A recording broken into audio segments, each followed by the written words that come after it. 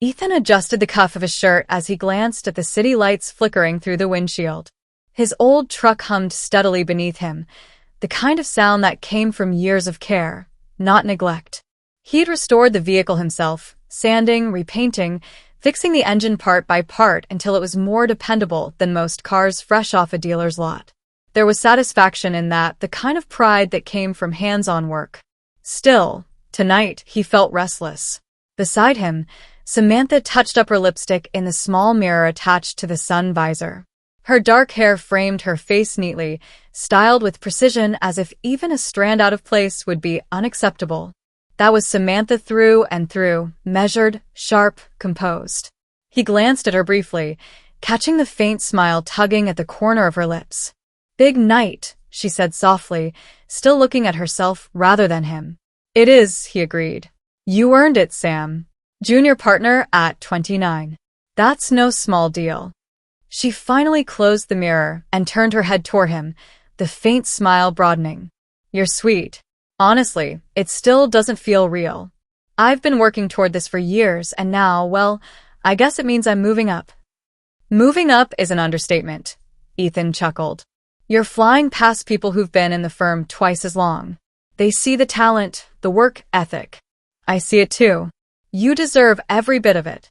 Her eyes softened at his words, and for a fleeting second, he saw the girl he'd fallen in love with 3 years ago at a mutual friend's barbecue. Back then she'd been more relaxed, less polished, laughing over spilled drinks and telling him stories about law school finals. Over time she'd sharpened her edges, but the core of who she was, the drive, the intelligence, still drew him in. "Thank you," she murmured, squeezing his hand briefly before pulling away to check her phone. He noticed the glow on her face as a message popped up, her lips twitching into a different smile. "Who's that?" he asked casually. "Clara," she replied. "Just confirming the reservation.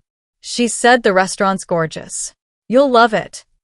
Ethan kept his eyes on the road, but his stomach tightened at the name. Clara. That meant tonight wouldn't just be about Samantha's accomplishment. It would be about her inner circle too, Clara, Lila, and Tessa, the trio she'd known since college. Women who never missed an opportunity to take a jab at him, wrapped in jokes and laughter as if cruelty were comedy. He told himself it would be fine. Tonight was about Samantha. He wanted to celebrate her, to make it special. He'd suggested the restaurant himself, insisting it would be his treat for the whole table. A token of pride and love. He could handle a few barbs if it meant Samantha felt honored. They arrived downtown, the truck weaving into a parking garage just a block away from the restaurant. Ethan helped Samantha out, his rough palm brushing against her manicured fingers. She glanced at the truck, then at the rows of sleek cars around them, and smirked faintly. "Sometimes I forget this old thing still runs," she teased lightly. Ethan smiled, though there was no warmth in it. He'd heard the same tone from her friends. "Runs better than most," he replied. Inside the restaurant, soft golden lights bathed the space in a warm glow. It was modern yet intimate, with glass walls overlooking the city, polished wood tables, and a faint hum of conversation blending with clinking glasses. Samantha's friends were already there, gathered at a round table near the center. Clara waved dramatically as soon as she saw them, her red lipstick as bold as her voice. "There she is!" Clara exclaimed. "The star of the night. Junior partner." She stood and hugged Samantha tightly, kissing her cheek with exaggerated flair. Lila followed, elegant in a soft blue dress, her smile sweet but her eyes sharp as she praised Ethan. Tessa raised her glass lazily, her smirk curling as if she already had a joke on her tongue. Ethan plastered on a polite smile, greeting each of them in turn. He'd done this countless times before. Shake hands, smile, endure the subtle mockery. Tonight, though, there was something heavier in the air, as if the night were loaded with expectation. As they settled into their seats, menus were passed around, and the waiter appeared promptly to take drink orders. Clara ordered a bottle of wine that Ethan knew cost more than his monthly utility bill. He said nothing, letting her bask in her extravagance. Samantha deserved a fine night. He'd budgeted for this. Conversation flowed easily at first, mostly about Samantha's promotion. Ethan listened proudly as she described her recent cases, her hours of preparation, the respect she'd earned. The friends cheered her on, showering her with compliments. For a while, Ethan let himself believe this night might truly be about celebration. But Clara's eyes flicked him eventually, and the first job came. "So, Ethan," she began, swirling her wine. "Still making tables and chairs in that little workshop of yours?" He smiled faintly. "Custom furniture, yes. Just finished a walnut dining set for a family last week." "How quaint," Clara replied, her lips curling. "Samantha's over here closing deals worth millions, and you're sanding wood." The table erupted in laughter. Samantha chuckled too, shaking her head as if to say, "Oh, Clara, you're terrible." But she didn't defend him. She never did. "It's more than sanding wood," Ethan said calmly. "Designing, building, creating something that lasts. It's work I'm proud of." "Oh, we're sure you're proud," Tessa chimed in, her tone dripping with sarcasm. "But it's not exactly intellectually demanding, is it? Anyone with a saw and a YouTube video could do it." Lila leaned forward, her voice sweet. "I think it's nice, though. Like a hobby. Samantha must love having a man who keeps busy while she climbs the ladder." Another ripple of laughter. Ethan forced a smile, his jaw tight. He glanced at Samantha, hoping for even a small word of support, but she was sipping her wine, her eyes avoiding his. The waiter returned with appetizers, breaking the tension briefly. Plates of seared scallops, truffle fries, and charcuterie boards filled the table. For a moment, conversation shifted back to lighter topics: vacations, new fashion trends, office gossip. Ethan ate quietly, adding in a word here or there, but mostly letting them dominate.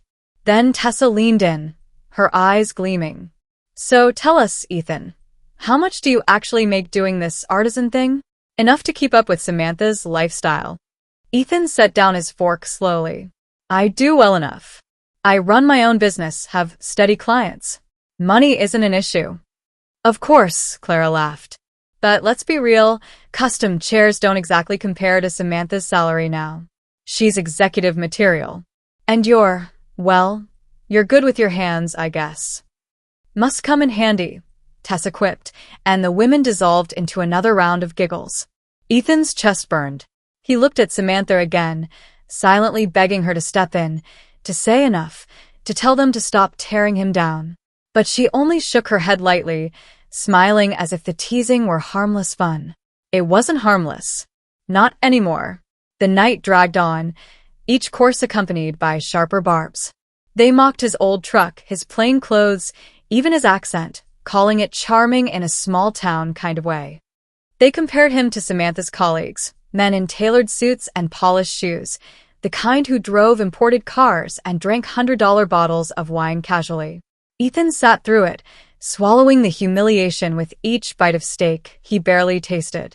But the final straw came when Clara leaned back, wineglass in hand, and said loudly enough for half the restaurant to hear, "Honestly, Sam, when are you going to upgrade? Ethan's sweet, but you're carrying him. You could do so much better." The laughter that followed sliced through him like glass.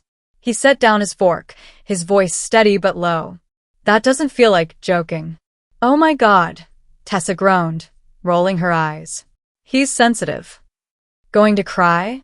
Lila teased, smirking. Poor Ethan. He inhaled deeply, fighting to keep his calm. "I'm not comfortable with this."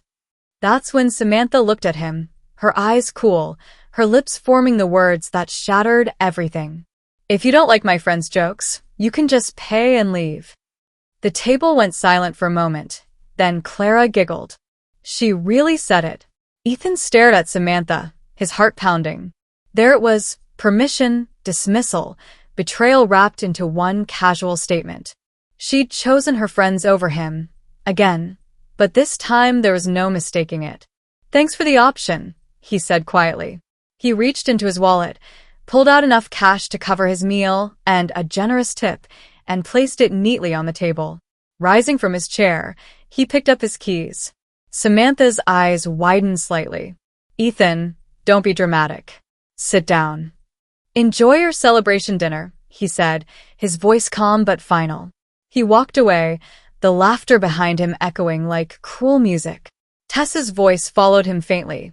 He'll be back in 5 minutes. Watch. But he didn't look back. He pushed through the restaurant doors, the night air cool against his face, and walked steadily toward the garage where his old truck waited.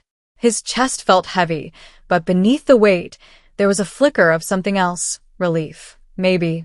Or clarity. By the time he slid into the driver's seat and closed the door, the voices were gone. Just the hum of the city, the steady thrum of his own heart, and the quiet knowledge that something had just ended. His phone buzzed on the passenger seat. He ignored it, turning the key in the ignition.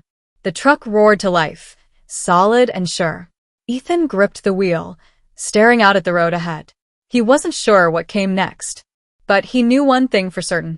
He was done being the punchline. Ethan sat in the cab of his truck long after the restaurant lights had faded into the distance. His phone buzzed every few minutes, vibrating insistently against the console, but he ignored it, letting the calls roll to voicemail. The city hummed outside, neon signs glowing against the night, couples laughing as they passed on the sidewalks. It felt like the world was moving forward, but he was frozen, replaying Samantha's words over and over. If you don't like my friend's jokes, you can just pay and leave. She hadn't said it with anger. She hadn't snapped, hadn't lost her temper.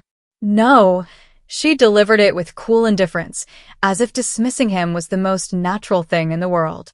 And that, more than the jabs, more than the laughter, was what stung the most. When the buzzing of his phone grew unbearable, he finally glanced at the screen. Samantha. 12 missed calls, 6 unread messages. He opened one, out of morbid curiosity. Very funny. Come back and pay the bill. The next one, Ethan, this isn't cute anymore. Stop acting childish. And another, are you serious right now? You're humiliating me.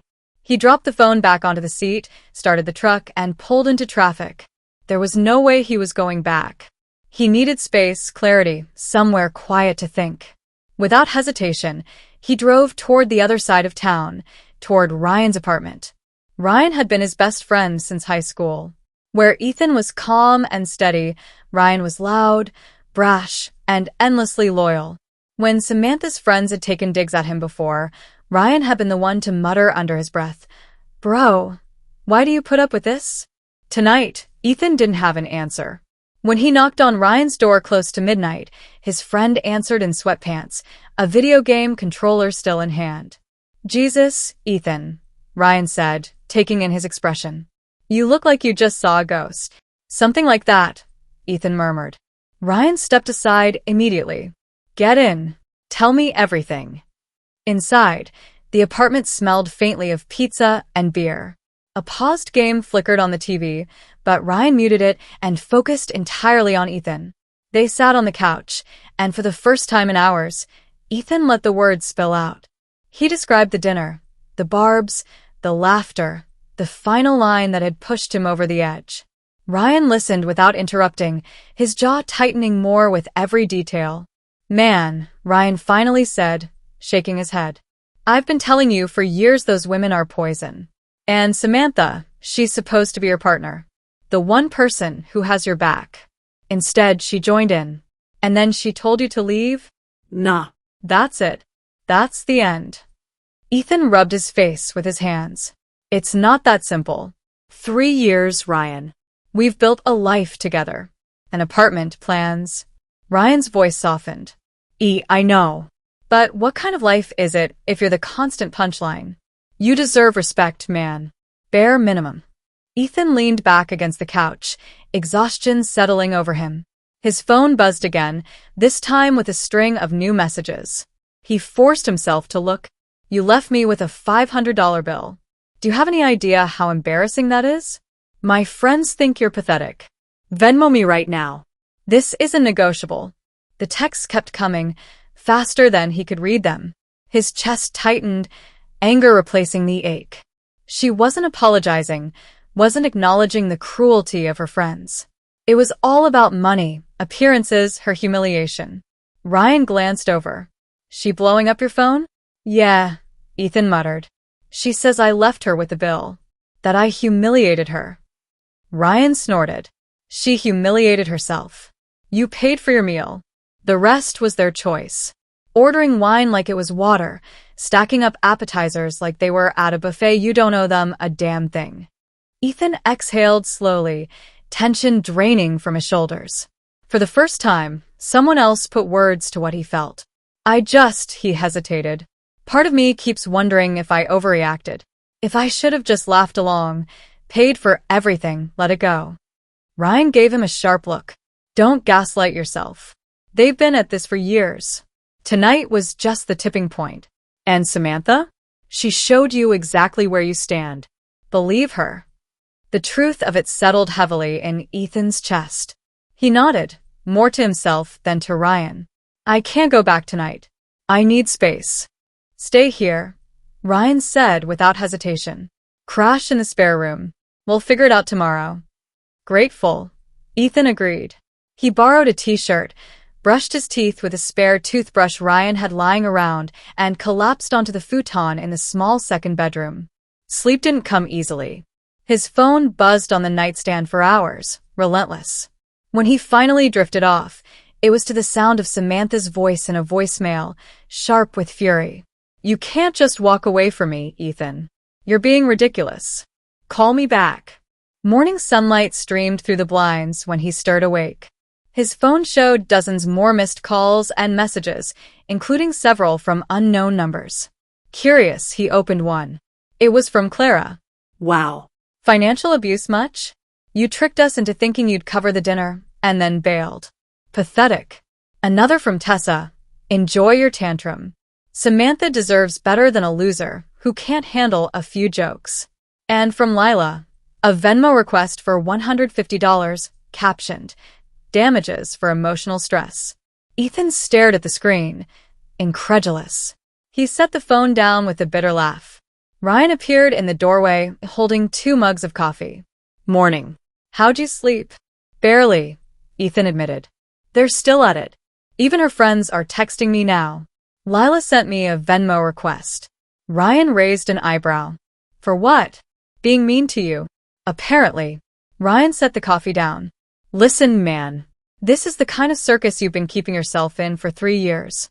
Maybe it was easier to ignore before, but now, you can't unsee it. You've been giving, and they've been taking and laughing at you while they do it. Ethan sipped the coffee, the bitter heat grounding him. You're right. I've made excuses for her. For them. Telling myself it was harmless, that she didn't mean it, that she was just caught in the middle. But last night, she made a choice. Ryan nodded. So what now? I need to get my stuff, Ethan said. Figure out the lease, the apartment. I'm not staying there. Not with her and her friends dropping in like they own the place. You want me to come with you? Not yet, Ethan said after a pause. I'll handle it. But yeah, maybe later. He spent most of the morning in a fog, ignoring the steady stream of messages. Around 10, his phone rang again, an unknown number. Against his better judgment, he answered. Ethan? Samantha's voice. He sighed. Yeah. We need to talk, she said briskly. Talk. Not over the phone. Come home. Please. I'm good where I am. You're being ridiculous. You got your feelings hurt. My friends were just having fun. You embarrassed me in front of everyone, and then you stuck me with the bill. Do you have any idea how childish that looks? I paid for my meal, Ethan said flatly. And you told me I could leave if I didn't like it. I took you at your word. There was a pause. Then she laughed bitterly. I didn't think you'd actually do it. Who walks out like that? Someone who's tired of being disrespected. Her tone shifted abruptly, softening. Baby, come on. I'm sorry, okay? They went too far. I should have defended you. I'll talk to them. Just come home. We can work this out. Ethan closed his eyes. Part of him wanted to believe her, wanted to cling to the hope that this was salvageable. But another part, the louder part, remembered every other night when she'd laughed along, every other time she'd brushed off his discomfort. No, he said quietly. I'm not coming back. Not right now. Her voice hardened again. Fine. At least send me money for the bill. I had to put it all on my card. $500, Ethan. Do you know how that looks? You invited them. You celebrated. You ordered. You let them insult me while you smiled. I'm not paying for that experience. This is insane, she snapped. You can't just. He ended the call before she finished. His hand trembled slightly as he set the phone down, but beneath the nerves was a strange sense of strength. For once, he hadn't folded. Ryan stuck his head into the room a few minutes later. Everything good? No, Ethan said, managing a grim smile. But maybe it will be. Later that afternoon, as he was packing a bag to grab more clothes from the apartment, his phone buzzed again. This time it was a text from another unknown number. Hey, this is Jordan. I'm Lila's boyfriend. Just wanted to say, I heard what happened last night. and honestly, good for you, man. They've been trashing you for years. Lila showed me the text they were sending, and it's disgusting. You did the right thing walking out. Just a heads up, they're all at Samantha's place right now, plotting some kind of revenge. Ethan read the message twice, stunned. Revenge. As if he hadn't endured enough. He pocketed his phone and sat down heavily on the edge of the bed. Whatever came next, he knew one thing for certain. This wasn't just about dinner anymore. Ethan parked a block away from the apartment, hands gripping the steering wheel tighter than he realized. The building loomed in the distance, familiar and foreign at the same time. For 3 years it had been his home, his safe place, or at least he had wanted it to be. Now it felt like enemy territory. Ryan had offered to come, but Ethan refused. This was something he needed to face himself. He couldn't rely on someone else to shield him from Samantha. If this was the beginning of the end, he needed to stand in it, take it head on. He walked up the stairs slowly, rehearsing what he'd say if she was there. He just wanted his things, clothes, tools, maybe a few personal pieces of furniture he'd built with his own hands. The rest he didn't care about. But the moment he slid the key into the lock and stepped inside, his chest tightened. The apartment smelled different, like someone had sprayed a heavy layer of perfume to cover something up. The living room was scattered with wine glasses, a half-empty bottle of champagne, and a couple of Samantha's jackets tossed over the couch. Voices floated from the kitchen, hers, and at least one of her friends. He froze, listening. Can't believe he actually walked out, Samantha was saying. Her tone was sharp, but there was something brittle underneath. That's what you get for dating a handyman, Clara sneered. No offense, but what did you expect? He probably thought dinner was too fancy for him. Laughter followed. Ethan's jaw clenched. He stepped forward, and when the wooden floor creaked under his boots, the voices stopped. Seconds later, Samantha appeared, her smile faltering when she saw him. Ethan. She crossed her arms. I didn't think you'd actually show up. I came for my things, he said evenly. Clara leaned against the kitchen doorway, wine glass in hand. Oh, look who it is. The runaway. Ethan ignored her. His eyes scanned the apartment, and then he froze. His handcrafted oak coffee table was gone. So was the cherrywood bookshelf he'd built during their first year together. Panic flared. Where are my pieces? He demanded. Samantha blinked. What? My furniture. The table, the bookshelf.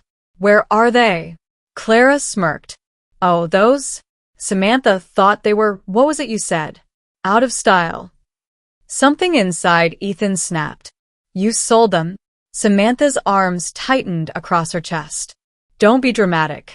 I listed them online. We needed the space, and honestly, they weren't my aesthetic anymore. They weren't yours to sell, Ethan shot back. His voice rose, echoing in the apartment. I built those with my own hands. That's my work, Samantha. She rolled her eyes, but her voice faltered. You're overreacting. You can build more. You're good at that, aren't you? He pulled out his phone, snapping photos of the empty spaces where his work had been. This isn't just disrespect. This is theft. If those pieces are gone, you owe me every cent they were worth. Clara laughed, a cruel sound. What's he going to do? Call the cops? Officer, my girlfriend sold my little hobby projects. Ethan turned sharply toward her, his expression hard. Laugh all you want, but those hobby projects are worth more than anything in this apartment. You think I can't prove it? Watch me. Samantha shifted uncomfortably, a flicker of doubt crossing her face. Ethan pressed the advantage. I'm taking the rest of my things today. Everything that's mine. Clothes, tools, equipment. And if one more piece goes missing, Samantha, I'll have the police involved before you can finish your next glass of wine. Her friends muttered something under their breath, but Ethan ignored them. He strode to the bedroom, grabbed his duffel bag, and began loading it with clothes. His tool chest followed. Each slam of the drawer was like a punctuation mark, driving home the finality of it all. From the doorway, Samantha tried again. Ethan, don't be like this. You're making it worse than it is. He didn't stop packing. You made it worse. Every time you laughed when they mocked me. Every time you let them tear me down. Last night was just the last straw. Clara scoffed. God, he's so sensitive. No wonder you never brought him around more. This time, Samantha didn't laugh. She didn't defend Clara either. For a brief moment, she just stood there, watching Ethan with something that almost looked like regret. When his bags were full, he slung them over his shoulder. He paused in the doorway, looking at her one last time. You'll regret this, he said quietly, not as a threat, but as a simple truth. Then he left. The next few days blurred together. Ethan stayed at Ryan's, dividing his time between work and calls with the landlord. Samantha tried everything, angry voicemails, pleading texts, even guilt-laced apologies, but he didn't answer. When she realized he wasn't coming back, her tone shifted again. Fine. Stay gone. But the lease is in both our names. You're not getting out that easy. Ethan spoke to the landlord directly, explained the situation, and sent over proof of her selling his furniture. The landlord, tired of drama, agreed to begin the process of removing him from the lease as long as Ethan signed the proper documents. It was a small victory, but it felt huge. Meanwhile, word began to spread. Clara's smugness at dinner had caught the attention of coworkers, and rumors filtered back to Ethan through mutual acquaintances. She'd been overheard mocking clients in the same cruel tone she'd used on him, and eventually, it reached the wrong ears. Within weeks, Clara was suspended from her job at a marketing firm. Lila's life unraveled too. Jordan, the boyfriend who had secretly messaged Ethan, finally confronted her about the texts she and the others had sent. Is this who you really are? He demanded, holding up the screen. Lila's protests didn't matter. The engagement ring was returned, and within days she was moving out of their shared apartment. And Tessa? She pushed her luck too far online, posting a vicious comment about a local influencer. Screenshots spread, backlash mounted, and sponsors dropped her freelance social media work overnight. Ethan didn't celebrate their downfalls, but he couldn't ignore the irony. One by one, the women who had mocked him most viciously were being exposed, not by his hand, but by their own patterns. Their cruelty had finally caught up to them. As for Samantha, she tried to hold the pieces together, but her friends' implosions left her isolated. She texted Ethan one night at nearly 2 a.m. I miss you. They're all gone. I just wanted us. Please talk to me. He stared at the message for a long time, thumb hovering over the keyboard.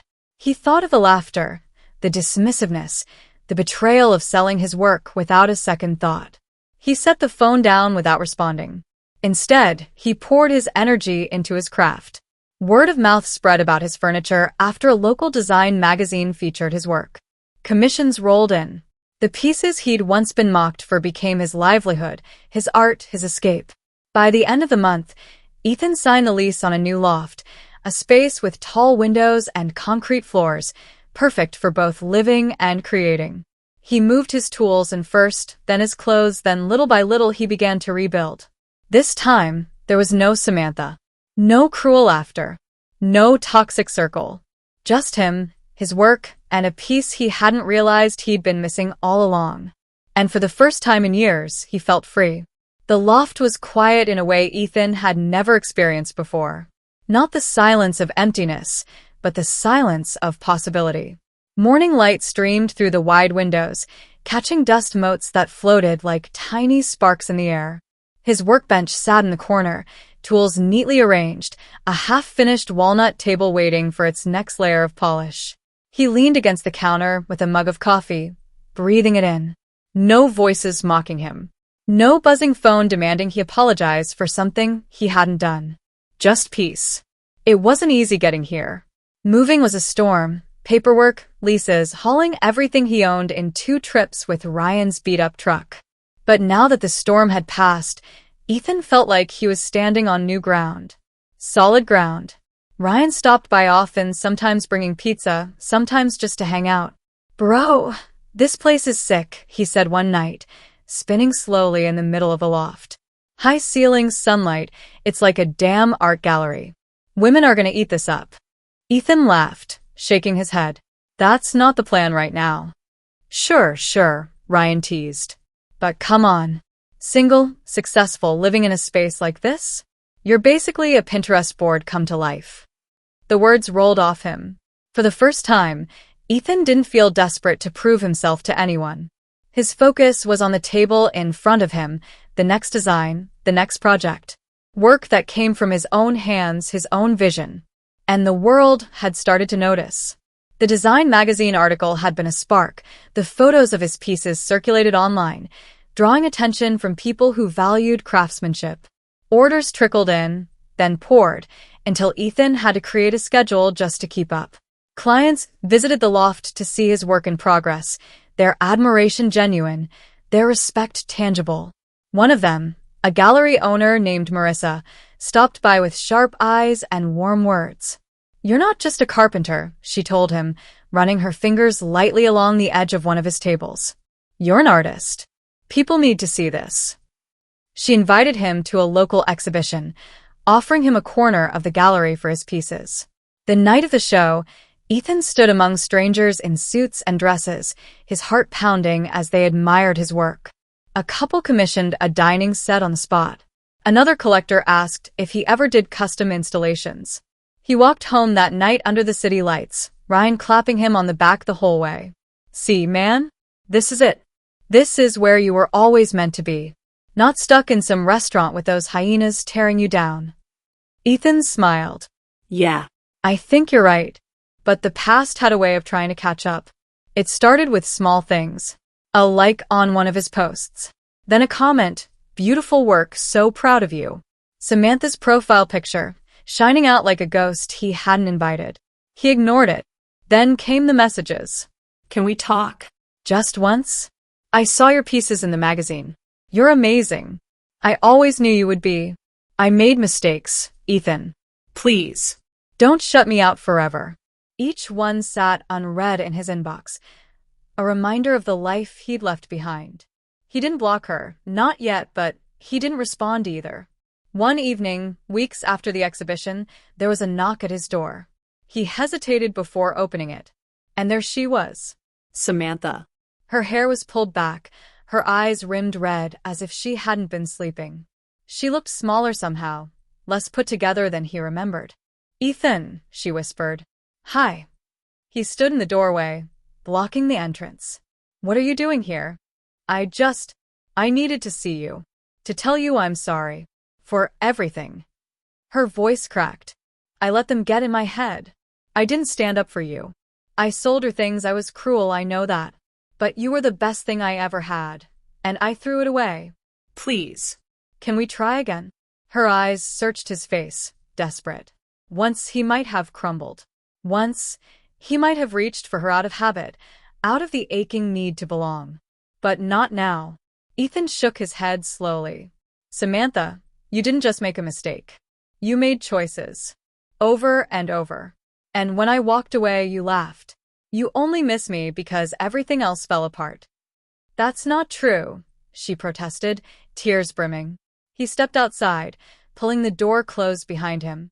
"I don't hate you, but I don't trust you either. And without trust, there's nothing left." She reached for his arm, but he stepped back. "Please, Ethan. I'll change. I'll do anything." "You should change," he said gently. "But not for me. For yourself. Because this," he gestured vaguely toward her, the desperation, the cracks in her polished facade, "this isn't who you want to be." Her face crumpled. So that's it. That's it. He turned, went back inside, and locked the door behind him. For a long time he stood there, hands braced against the cool metal, breathing hard. The silence stretched out unbroken. He didn't know if she was still standing on the other side, and he didn't check. Eventually, he heard the faint sound of footsteps fading away. He returned to his workbench, the walnut table gleaming under the lamp. His reflection stared back at him in the polished surface, tired, scarred, but steady. Stronger than before. Weeks passed. Samantha didn't come back. The messages stopped. His world moved forward. Marissa invited him to more shows, and at one of them, he met Lena, another artisan who specialized in stained glass. She was nothing like Samantha, warm, open, her laughter easy and kind. They spoke about their crafts for hours, trading ideas, sketches, stories of failed projects that turned into breakthroughs. When she visited his loft one afternoon to see his workshop, she stood in the sunlight filtering through the tall windows and said, "You've built yourself a sanctuary." And Ethan realized she was right. It wasn't just the loft. It wasn't just the tables or the commissions or the recognition. It was the life he'd built for himself, from the ground up, without compromise. A life free from mockery, free from chains. One night, as he sanded the edge of a new design, he thought back to that dinner. The laughter, the sting of her words, the long walk out of the restaurant into the night. Back then it had felt like failure. Now he knew it had been the first step toward freedom. Sometimes revenge wasn't loud. It wasn't dramatic. It wasn't about proving someone wrong. Sometimes revenge was simply living well, quietly, steadily, piece by piece, until peace became its own victory. Ethan ran his hand along the smooth surface of the table, the scent of wood and polish filling the loft. For the first time in years, he smiled without hesitation. And this time, it wasn't for anyone else. It was for him. And with that, our story comes to an end, but the real story begins with your thoughts. What would you do if you were in this situation? Let me know in the comments.